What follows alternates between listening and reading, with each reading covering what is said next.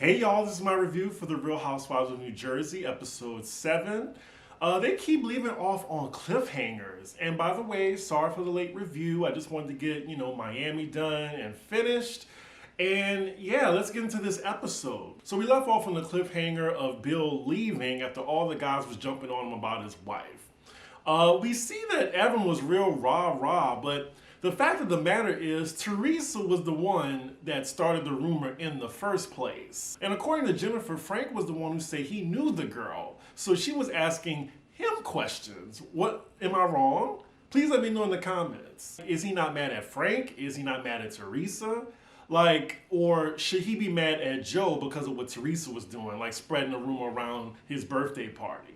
I don't know, they were just going really hard on him, and then I really didn't like how Joe was attacking his wife. What do you expect for him to do? If I was Bill, if I stayed, then there was going to be a likelihood that I was going to throw hands. So for me to avoid that, I can see why he left. But for Joe to be saying, yeah, what your wife did was disgusting. You see Evan saying get lost or calling Bill an accomplice. And then him and Joe are saying he needs to control his wife or rein her in. Like she's some type of house pet or something. I don't know. It's the male chauvinism for me. Anywho, again, I don't care to see all the husbands together. I watch this for the wives. I think they think it's cute that they have all the husbands together like friends. When in actuality, none of them are really that likable. I would say the most likable one is Bill. So then Frank follows Bill out the restaurant and he tries to get him to come back, but Bill was like, they crossed the line. Evan isn't mad at Teresa for spreading a rumor, but yet he's mad at my wife for something that was beyond my control. So yeah, he leaves, speeds off in his red car, and then we see Leatherface, or whatever his name is, Teresa's fiance, finally get there. I really wouldn't be surprised if Louis takes 3 bumps before he gets on camera. So Louis hasn't been there for 10 minutes and he already gets a call from Teresa, probably just checking on him to make sure he's saying the right thing when he gets there. Unlike Lisa from Salt Lake City, who successfully manipulates but is just bad at getting away with it, Teresa, she constantly fails at being manipulative as well as looking dumb in the process. So now we have the guys grilling Louis right now, and then Joe brings up the allegations that Tiki brought up that he was hitting on his ex-girlfriend. Louis, of course, denies the allegations and then just chalks it up to jealous ex-girlfriends. And then try to discredit the victim who came out against him by saying that she stabbed one of her ex-spouses. I'm still wondering why Tiki is questioning someone new to the group when he's new to the group his damn self. I can see if this was coming from Marge's husband or Frank or even Evan, but to come from Tiki is just really weird. And then Tiki says, well, my wife brought it up to me. So after the guys finish questioning Louis, they then commence to binge drinking and talking about dumb shit. The next scene is the following day, and it looks like we're gonna go from, household to household, and the husbands all explaining to their wives how the guys' night out went. Amongst all these conversations, the one thing that definitely happened was everybody got shit-faced. Also, amongst all the conversations, all the men are saying, oh, Tiki was the one that brought up the abuse allegations. At first I thought Joe brought it up, but Joe just brought up the allegations in general, and then Tiki got more specific. I just find it corny that all these couples are just so concerned with Teresa's relationship. What do y'all have going on? So when the men bring up how Louis said that his ex stabbed someone, they pretty much all think that, yeah, he's deflecting. So now we're with Louis and Teresa, and he's telling him her perspective, and he tells her that Tiki was the one that brought it up, and says that his wife, Tracy, brought it up to him. And that's all Teresa needed to hear. So now it's fuck that bitch. Teresa's like, why is she getting involved with my family? She's gonna handle it. I'm sure she's gonna approach Tracy about this. So now after all that he said, she said, we're with Jennifer now, and she's with her family, of course. Jennifer and Bill is talking, and Bill is telling her what happened at guys' night. He's telling her that all the guys was ragging on him, and he was sticking up for her, and he just decided to leave. She says she appreciates that, but she just said before, she's still kind of angry about him not coming to her defense in front of all of the wives and the husbands. I think she's gonna just have to let that go. I mean, she forgave him for cheating. You can forgive him for not trying to be confrontational with everybody. So next scene, we're with Dolores and her family. It looks like Frank is done with the main house that they're all gonna be living under. So her kids can move into that house while she's still in her townhouse. So her and her kids are talking about her mom's condition in the hospital. David is actually looking after her mom, and she finds out that the kids still talk to David, and she still doesn't. I can't believe she's so against talking to David when it comes to the health of her mom. Like, this doesn't have nothing to do with their relationship. This has to do with how her mom is doing in her health. Like, is she that mad at him, or is she just that nervous to talk to him? Next time we get a little montage of what the ladies are doing. Jackie, this needs to be her last season. Like, she should never do any more scenes by herself. Like, she's just so boring. She's only good when she's in the group dynamic, and it ends there. Next, we're with Marge and her minion, and she's calling Dolores on speaker to just see how she's doing. Dolores is updating on her mom, and she sounds stressed as shit. So then, it's Margaret's idea to bring all the ladies together for a little spa day so she can calm her nerves and relax. Now, of course, she's not going to invite Jennifer, which is a little rude, but she's saying that it's just for the best so there's no drama at this event. I can see how the ladies are trying to ice Jennifer out at this point. Little does Marge know that Teresa knows that Tracy's been speaking on her man, so she's gonna confront her, I'm sure, at this get-together. Next scene, we're at Teresa's and she's getting ready for Marge's spa thing, and while she's getting her makeup done, she's talking to her daughters. She's talking to them about like how great Louis is, but you know how the other ladies are talking about his past, and she doesn't really care. Like, she says that Louis may have had a couple bad relationships, but she says she has her own baggage too. She's trying to say that, well, we all have a past, and she says, you know, I went to prison before. And then Gia reminds her, yeah, but that wasn't your fault. And plus, you didn't look like a psychopath. I'm guessing she's referring to the Louis video, but I thought that Teresa said Gia didn't see the Louis video. I'm sure all the ladies talking about Teresa's man is getting to her, and in this scene, it just looks like she's fishing for approval from her daughters that she's doing the right thing with this Louis relationship. Oh, and correction, she's not getting ready for Marge's spa event. She's getting ready to celebrate her 1-year anniversary with Louis. She keeps saying, isn't he the best, guys? He's the best guy ever. Isn't he? Isn't he? At least we finally see who Teresa actually listens to. She listens to her daughters. No one else. If her daughters didn't approve of Louis, she definitely wouldn't be with him. But any of the other ladies, or her friends, or her brother, nah, they don't know what they're talking about. Teresa gets spiritual and starts crying and saying her parents sent Louis to her. I will say Teresa comes off the most genuine when she's talking about her parents. Next scene, we're with Melissa at her house and she's talking to her daughter. They're on the topic of, you know, what she's doing for her Sweet 16. And then her daughter's talking about inviting her friends from her old school because Melissa and Joe moving, they had to move her to a different high school. So her daughter is telling her in the most emo teen way possible that she's annoyed with her by that. I definitely can relate to her daughter about switching schools because it is quite the adjustment. When my parents got a divorce, I had to switch schools at the same time. And it wasn't because of my parents' divorce. It was more so because my school had a lottery because middle school wasn't big enough. So I went to this elementary school from kindergarten to 5th, didn't make it past the lottery to go to 6th through 8th grade, and all my friends are still there. So then I had to go to a different school, and meanwhile my parents were getting a divorce at the same damn time. And if y'all peeped my Patreon, I said that middle school years was the worst time in my adolescence.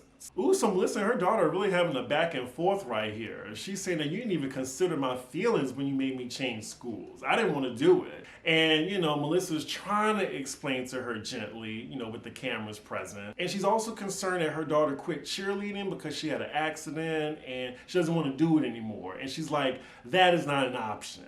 And I'm like, since when, like, can you tell the child, like, what they don't want to do as an extracurricular activity? It's cheerleading, you know? If she don't want to do it, she don't want to do it. And she's 16. 2 years away from, like, you know, making her own decisions. Next scene, we're with Teresa again, and we're about to follow her on her 1-year anniversary date with Louis. Oh, this is beyond cheesy. So they're going on a boat ride, and as she's walking towards the boat, there's a trail of petals on the ground, and then you see this man playing the saxophone when she gets there. I can't. I just really can't. Fast forward. This is so cheesy as I'm watching this man play the saxophone. Teresa says she loves it because she used to play the saxophone, I guess, back in elementary school, and she's now pushing 50 now. Okay. But I love that they had her play the saxophone on Watch What Happens Live. By the way, that was a really good Watch What Happens Live with Loni Love and Teresa. I definitely recommend y'all check it out. Oh goodness, it just keeps getting worse and worse. So he got Teresa a scroll of a love letter, and it says, "I love you because," and it's just a scroll of reasons. This used car salesman is taking Teresa for a ride. Is he reading everything off the scroll? Fast forward. Alright, so next scene is the day of Margaret's get together. She's arriving at the spa. So all the ladies are arriving. Teresa gets there, and then the ladies are asking her how her date went. She's saying it went magical. Meanwhile, cut to Margaret in her confessional, calling Teresa delusional. I really don't think Margaret's jealous of Teresa's situation. I think she's just messy. On top of the fact she pities her because she's a moron. And literally right after she leaves to get changed, the ladies are just talking about her, gossiping. They're talking about what Louis said about the ex stabbing somebody. And the only thing I'm on Teresa's side about is they need to find some business of their own. It's getting real tired. And you see Melissa joining in on the gossip while trying to pretend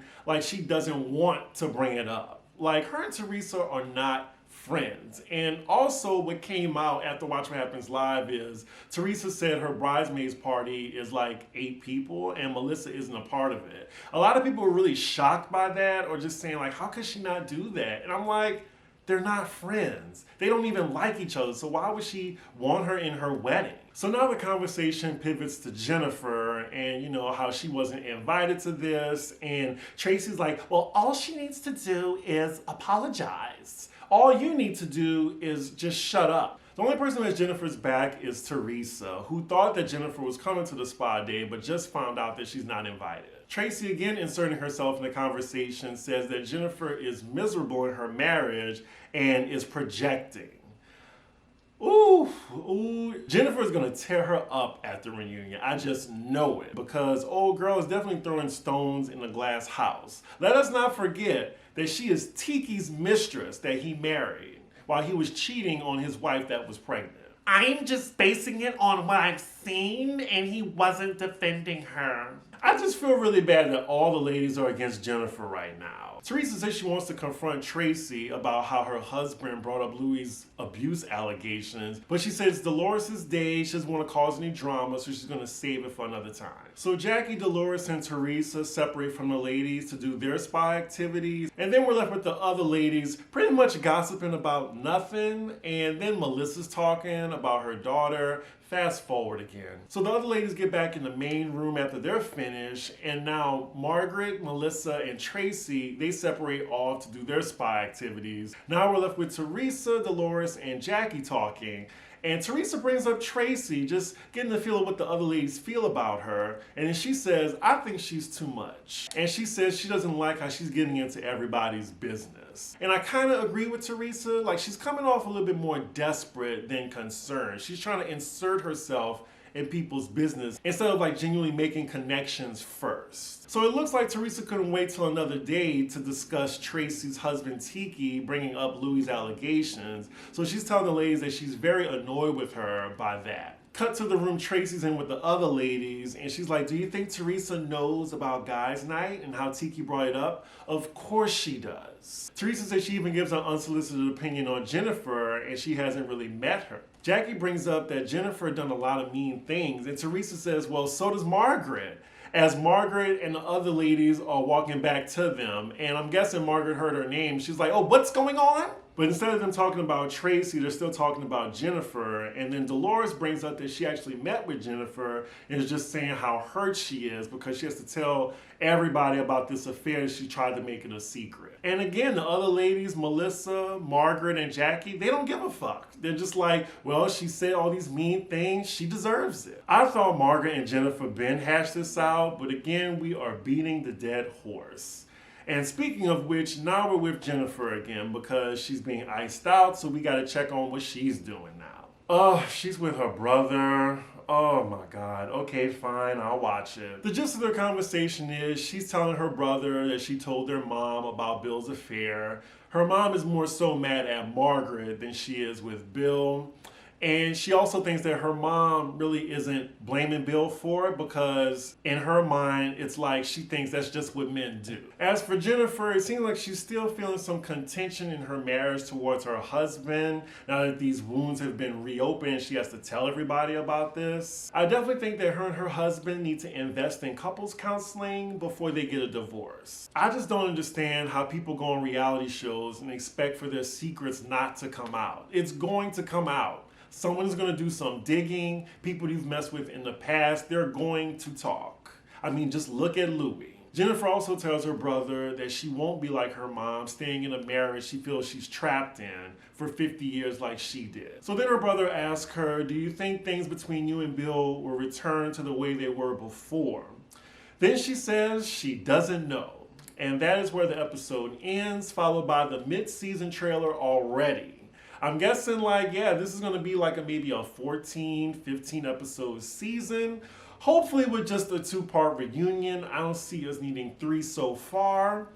The mid-season trailer looks fine. I'm sure everyone's looking forward to the big Marge versus Teresa blow up. This episode, it was just a meh. But yeah, I mean, the ratings don't lie, y'all. They are getting 1 million viewers an episode so far. So they doing something right. Other than that, let me know what y'all think about this episode.